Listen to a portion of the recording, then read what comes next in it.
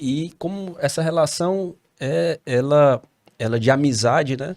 Entre Forte o amizade. genro e o sogro. Forte E aí amizade. que vai tudo se fechando. E a questão do seu filho, só posso dizer, a fruta não cai longe do pé, né? Ah, Então ele já tá obrigada. na linha aí, É, sucessória aí de ser, é. se quiser, um excelente advogado.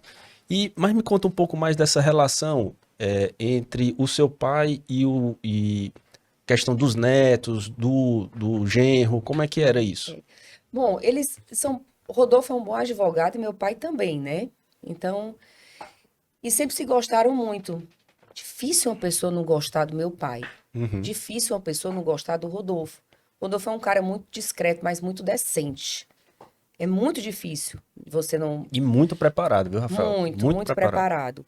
Ele é muito discreto, ele é muito na dele, mas ele é um homem muito decente.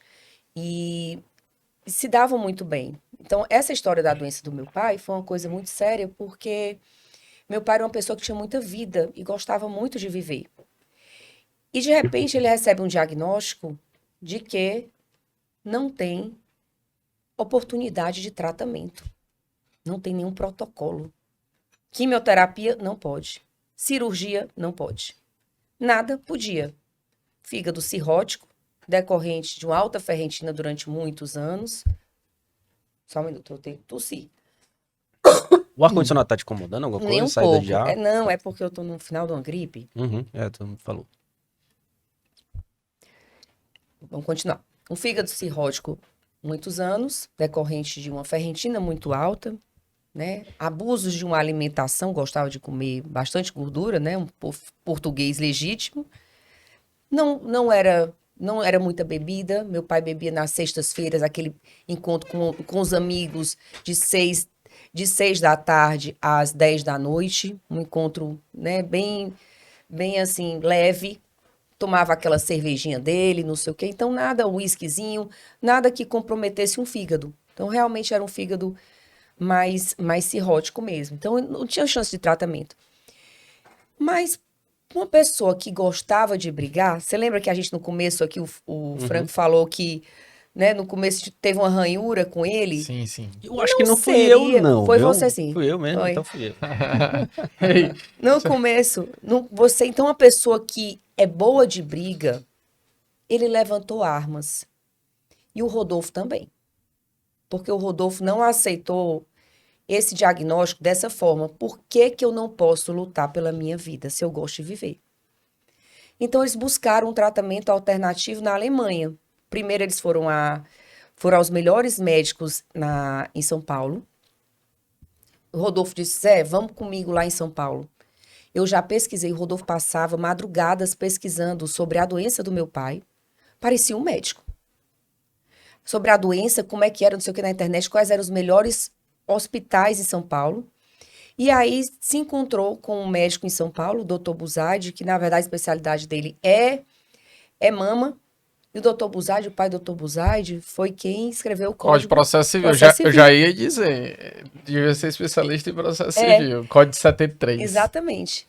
E o doutor Buzardi disse que não achava desarrazoado a orientação que o Rodolfo levou para ele, que seria a imunoterapia, já que o câncer do meu pai não teria um tratamento. Então, esse método alternativo seria interessante. Aí meu pai tem um grande amigo chamado Emerlando, um português, que buscou saber onde é que tinha o melhor centro de imunoterapia na Europa.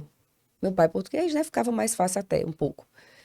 E aí se encontrou na Alemanha, numa cidade chamada Duderstadt, 256 quilômetros de Frankfurt, esse laboratório super especializado, onde tem milhares de prêmio Nobel relacionados à parte oncológica, e foi para lá que eles foram,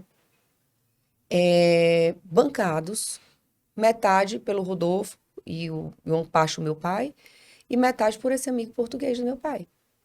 Você vê, até um amigo Uhum. chegou Uhum. junto, não, você vai vir, vou lhe dar isso, vou lhe dar isso. O amigo encontrava com eles em Portugal, pegavam um avião, iam para Frankfurt, pegavam um carro de Frankfurt e até lá fazer esse tratamento com a imunoterapia, com vacinas, passavam um tempo.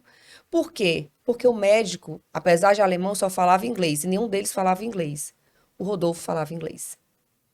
O Rodolfo entendia a linguagem técnica do que o médico estava falando e transmitia a linguagem técnica para a gente aqui, todos esses dias que passava lá. De uma forma que parecia um médico mesmo, fazendo um verdadeiro, né, manual do que estava acontecendo, dia a dia, um diário do que estava acontecendo. Boletim médico, né? Boletim. Então ele passou, foram 3 meses. No 4º mês, quando meu pai voltou para cá, que foi fazer uma ressonância, que era o pedido para fazer isso, o tumor tinha aumentado consideravelmente. Então, se assustou-se, vamos fazer a quimioterapia. Se fosse fazer a quimioterapia, e, surpreendentemente, a quimioterapia com a imunoterapia desativou o tumor. Olha só. Ou seja, aquilo que não tinha protocolo passou-se a ter. O próprio médico dele disse, isso é inacreditável, eu preciso conhecer esse protocolo alemão, porque até hoje não se tinha estudos para isso. Então, realmente, às vezes é uma questão de você, né, ir atrás. Você pensa que não tem, mas tem e tal. Então, foi realmente assim uma providência divina. Então, uma pessoa que não tinha 3 meses de vida passou a ter 1 ano e 7 meses com qualidade de vida, porque meu pai trabalhou até o último dia. Tanto é que ele trabalhou até 1 hora da tarde, ele morreu no domingo. Tava tudo em cima da mesa, ele saiu para almoçar com a gente. E daí ele pegou infecção do almoço, teve uma febre final de tarde, e dessa febre ele morreu no domingo à noite, de uma infecção. É Escherichia coli, ou seja, às vezes é uma salada que não estava bem lavada no restaurante. É Escherichia coli. Não foi o câncer. Escherichia coli, é uma bactéria. Eu não sabia dessa parte. Mas, enfim, uma relação muito, muito saudável, muito boa, de muita amizade, de bom coração, de pessoas com bom coração. Meu pai teve muito bom coração a vida toda. Então, assim, eu nem me surpreendia quando eu ia olhar um servidor que trabalhava com ele, o Adagvan. Chegou e disse assim, quando ele foi homenageado, disse, Zé, eu sou muito grata a você por você ter pago a minha faculdade todinha. Como assim? Eu peguei assim, mas com que dinheiro mesmo? Ele pagou a faculdade todinha da Ivan. O outro assim, Zé, muito obrigado por você ter me dado o carro. Carro? Não me surpreendia, porque ele dava as coisas para as pessoas, ele ajudava muitas pessoas. Ele tinha um senhor português, todo mês que ia buscar não sei quantos remédios lá no escritório com câncer. E ele com câncer se acabando, e o amigo se acabando com câncer, ia buscar remédio lá.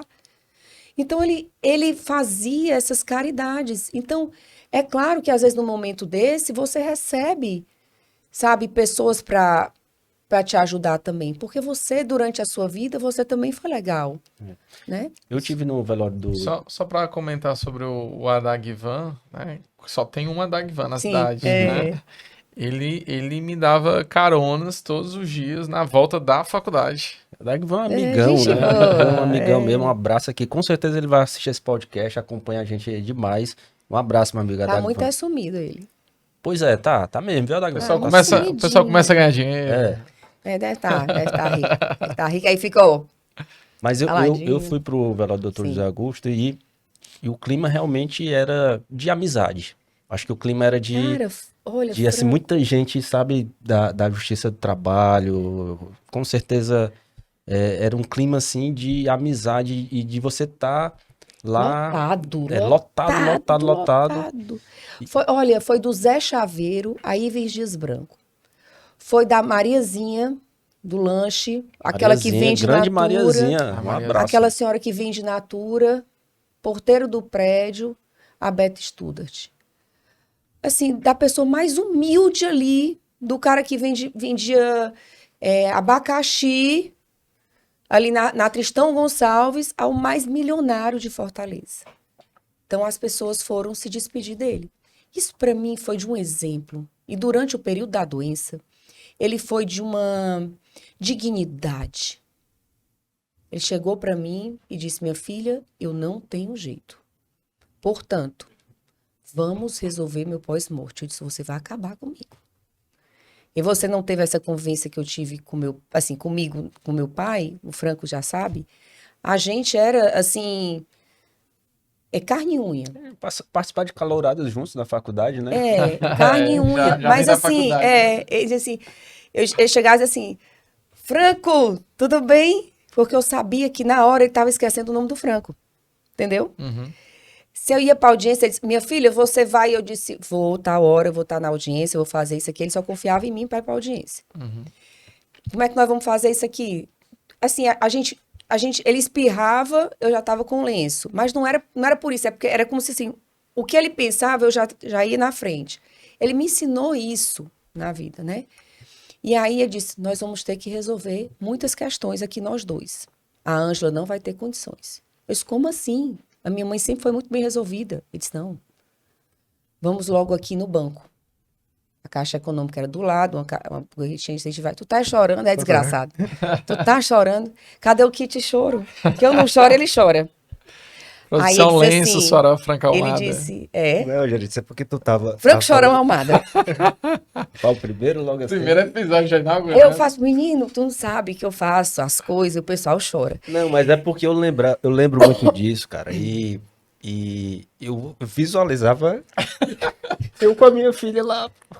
Tá vendo? Imagina. Meu filho fazia as lives, Cadê a chamava produção? meu terapeuta. Cadê a produção? O kit choro, eu fazia live com meu terapeuta.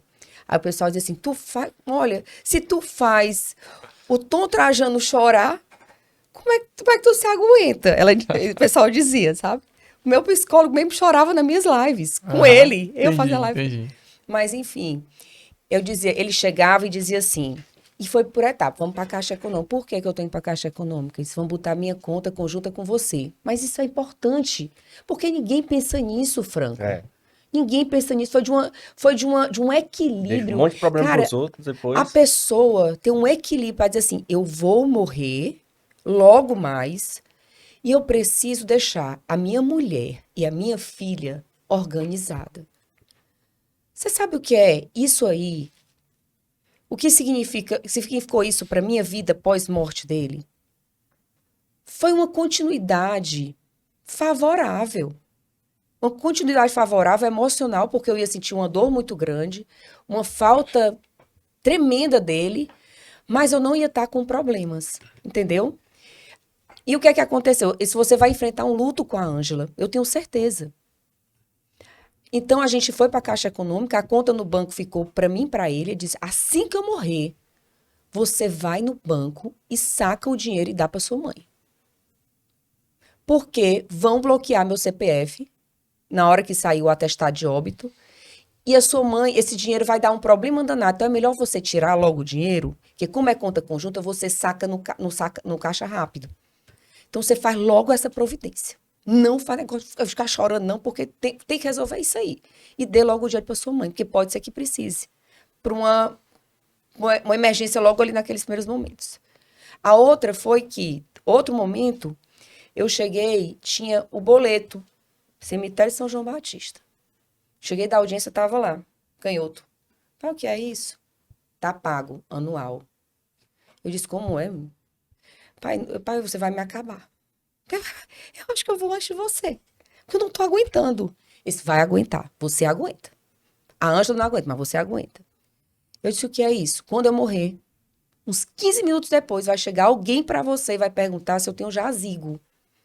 Eu tenho e está pago. Isso foi no começo do ano, foi em fevereiro. Ele morreu só em novembro. Você bata uma foto, que você não vai ter isso. Bata uma foto, porque você vai apresentar. Dito e feito. Ele morreu no domingo, 8 horas da noite. Aliás, um detalhe, ele morreu no mesmo dia que eu casei com o Rodolfo. No dia 8 de novembro. Ele morreu no mesmo horário que eu entrei na igreja com o Rodolfo, com ele. Me entregando pro Rodolfo. Entregando, né? Olha a simbologia, né? No mesmo horário que ele me entregou pro Rodolfo, 13 anos depois ele morreu. E aí, o meu primo chegou para mim e disse, Gê, eu sei que não é um momento oportuno, mas a gente precisa resolver umas questões do tio Zé. O tio Zé tinha jazigo? Tá aqui. Tá aqui. Cartão de crédito. Ele disse, você vai pegar, eu tenho minha declaração de imposto de renda, é para cá que você vem. Cartão de crédito dele não tinha prestação pendente. Ele não deixou pendência de cartão de crédito para eu pagar. Nenhuma. Aliás, ele tinha comprado um terno do Domênico, que ele tinha ido para um negócio em junho do seu Ivens Dias Branco, lá da comunidade portuguesa. E aí tava faltando uma prestação só de um paletó que ele tinha comprado, que ele estava muito magro, ele precisava de um paletó. Era a única prestação que tinha. Isso e um negócio na farmácia de poucos reais, tipo R$ 20, era só isso. Não fez dívida. Ele tinha um consórcio de um Corolla. E o consórcio venceu e pagou. Ele não deixou dívida, não deixou nada. Deixou os imóveis que a gente tinha, que é o meu escritório de advocacia, que eram 4 salas, pagas, tudo transferido no nome de todo mundo e tal. Todo mundo quer só é minha mãe, né? É minha mãe. Uhum. Mas eu digo assim, de uma decência Ah, e de uma elegância, sabe? raras. Raras. Se você pegar hoje, eu vejo, principalmente quem advoga nessa parte de sucessões, as famílias se acabam, morrem filhos e não conseguem resolver Rafael. porque ficam vivendo em função. Mas olha, outra coisa, mas você ter uma sanidade dessa, com um problema desse, cara, com um câncer desse, Eu preciso deixar registrado aqui, eu tive a felicidade de falar isso em vida pro Dr. José Augusto, né? Quanto eu admirava essa relação de vocês, eu falava até assim, rapaz, queira Deus, Dr. José, que a minha filha possa seguir também esse caminho de estar junto. Hoje eu falo pra ela brincando, olha, faça direito, faça direito, faça direito. Papai, eu não quero, faça direito, faça direito. pelo E- menos fazer direito o que você for fazer, né? Faça direito, né? E isso sempre me inspirou, sabe? Ver ali, eu fui pai muito cedo, né? Então eu comecei a advogar, já era pai. E quando eu via lá a Geritza com o pai dela, chegava, ele mais sério, ela mais comunicativa e tal, via a admiração que ela tem por ele, né? Que dava pra ver do jeito que eles andavam, do jeito que eles se olhavam, do jeito que eles conversavam, o cuidado e tudo. Isso já naquela época me tocou muito, sabe, Os Geritza? amigos deles, é engraçado, né? Muita gente me fala isso.